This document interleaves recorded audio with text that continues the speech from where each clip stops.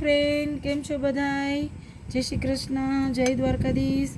આજે એક નવી રેસીપી લઈને હું આવી ગઈ છું અને આ રેસીપી આપણા ગુજરાતીઓની ફેમસ રેસીપી છે, જેનું નામ છે એ હું તમને છેલ્લે કહીશ, તમે જોઈને ખબર પડી જશે. તો welcome back to my channel. Thank you very much for watching. ને મારી સાથે ચેનલમાં રહેજો છેક સુધી રેસીપી જોવા માટે. આ છે બાફેલા બટેટા. હવે આપણે લીધો છે ચણાનો લોટ, જે ચારવાનો છે. અહીં મેં 250 ગ્રામ ચણાનો લોટ લીધો છે અને 1/4 કિલો જેટલા બટેટા લીધા છે. ઓકે ફ્રેન્ડ, આ છે લીલા મરચાં.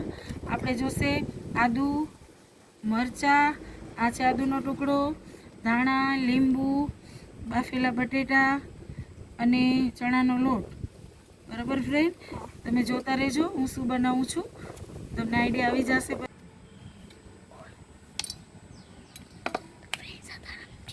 ઓકે ફ્રેન્ડ્સ, આ છે દાડમના દાણા. આ પણ આપણે યુઝમાં લેવાના છે. અને આ છે વ્હાઈટ દાડમના દાણા. રેડ પણ હોય છે, પણ આ મીઠા છે સરસ. અમારા ઝાડના વ્હાઈટ છે, દાડમના દાણા છે.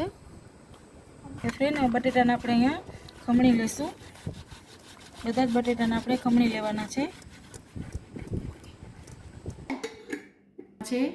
ધાણા, આદુ, મરચાંનો પેસ્ટ, ગ્રીન પેસ્ટ, ચમચી, ટેસ્ટ અકોર્ડિંગ મીઠું, 1/2 ચમચી મીઠું લીધું છે, 2 ચમચી ગ્રીન પેસ્ટ લીધો છે, આદુ મરચાં દાણા, 1 ચમચી દાડમના દાણા લીધા છે, ઝીણા ઝીણા, લાલ નથી લીધા છે, ઝીણા લીધા છે કૂણા. મરચું પાવડર 1/2 ચમચી, કારણ કે અમારું મરચું એટલે મેં અહીંયા વધારે મરચું પાવડર લીધો છે. હવે જશે આમાં લેમન વોટર, પણ અડધુંથી વધારે લેમન, 1/2 ચમચી, 2 ચમચી ખાંડ, 1, 2. મસાલાને મિક્સ કરી લેવાના છે સરસ રીતે. ને પછી આગળ બન્યા રહેજો અને જોજો શું બનાવું છું ને સ્કીપ ના કરતા. ઓકે ફ્રેન્ડ, ટેસ્ટને અકોર્ડિંગ તમારે અહીંયા મીઠું લેવું છે. મેં અહીંયા 1/4 ચમચી જેટલું ને પિંચ જેટલી હળદર લેવાની છે, જેથી છે એનો કલર બહુ સરસ આવશે. બધું મિક્સ કરી લેવાનું છે. આમાં ધીરે ધીરે પાણી નાખતું જવાનું છે અને એને મિક્સ કરતું જવાનું છે. અને ઘાટો લોટ બનાવવાનો છે, બહુ પાતળો પણ નહીં, બહુ ઘાટો પણ નહીં. જોજો, પાણી નાખતું જવાનું થોડું થોડું અને મિક્સ કરતું જવાનું છે. સરસ મજાનું ગાંઠા ન રહેવા જોઈએ, એકદમ સ્મૂથ બેટર તૈયાર થવું જોઈએ. અને ન ફાવે તો તમે હાથેથી પણ કરી શકો છો, મિક્સરમાં પણ પેસ્ટની જેમ કરી શકો છો, પણ એકદમ સોફ્ટ સ્મૂથ બેટર રેડી કરવાનું છે. સુધી હાથનો ઉપયોગ પણ કરો તો વધારે સારો, જેથી કરીને લોટ સરસ રીતે પેસ્ટ બની જશે. અને તમે જોઈ શકો છો હાથેથી આમ પાડી શકાય એવો લોટ બનાવવાનો છે. હવે આપણે આને 10 મિનિટ ઢાંકીને રાખી દઈશું. ત્યારનું આપણું ખીરું સોફ્ટ અને સ્મૂથ બની જશે. પછી આપણે આગળની પ્રોસેસ કરશું. હવે આપણે જરાક તેલવાળો હાથ કરી લેવાનો છે અને નાના નાના ગોળા વાળવાના છે.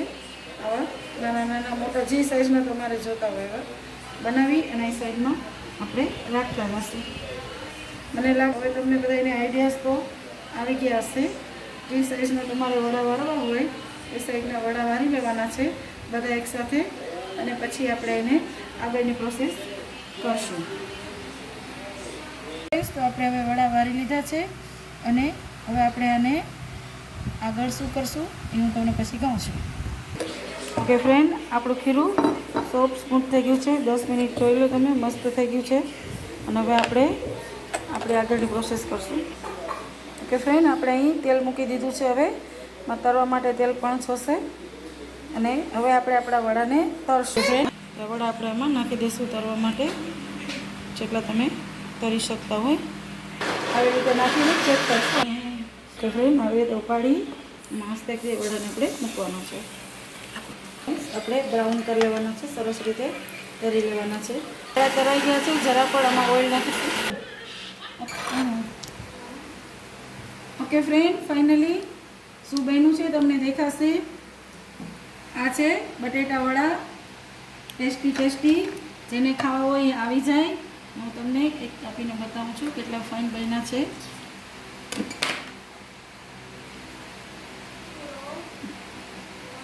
હાલો ફ્રેન્ડ જેને ખાવું હોય